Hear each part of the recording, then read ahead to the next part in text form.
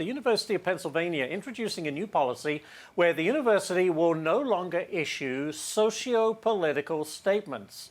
Carine Hajjar joins me now. Great to have you here, Carine. The university claiming they want to be politically neutral, but let me ask you this. Is this a way to avoid condemning anti-Israel protests, perhaps? What do you think?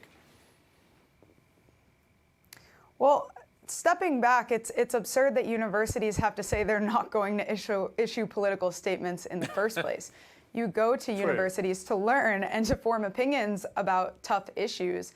And the fact that universities were pointing students in one direction or another was highly problematic in the first place. But I think this is a positive step for universities. You know, they were sending signals on complex issues like Israel, Palestine, and it's time for that to stop. I think it's a positive thing that Penn has done, that Harvard is doing, but it's not the last step. This has to be followed up with efforts that bring more discourse to campus. You can say, look, we're not going to tell you what way to think, but then you have to bring diverse opinions onto campus so that people can actually form an opinion.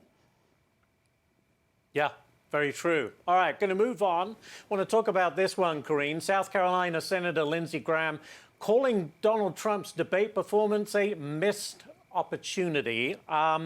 So should Trump push for round two, another debate, and kind of hone his debate skills? What say you?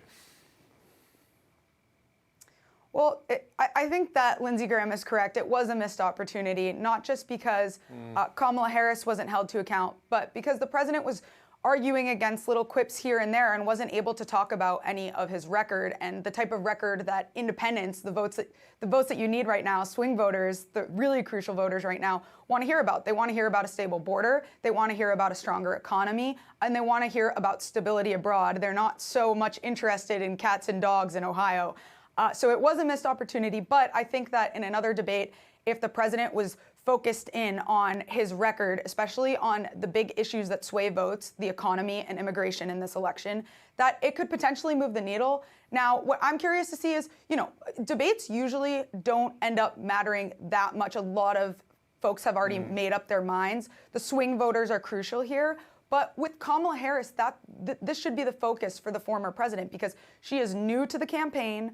People are still making up their minds about her. She's relatively not a well-known person running for president. And so that's where debates can be really crucial. And if President Trump is going to do another debate, it's not just about talking about his record. It's going to be about attaching her to the Biden administration record and highlighting some of his achievements that might have soured. All right. We'll have to leave it there. But Carine, great stuff as always. Thanks for being here.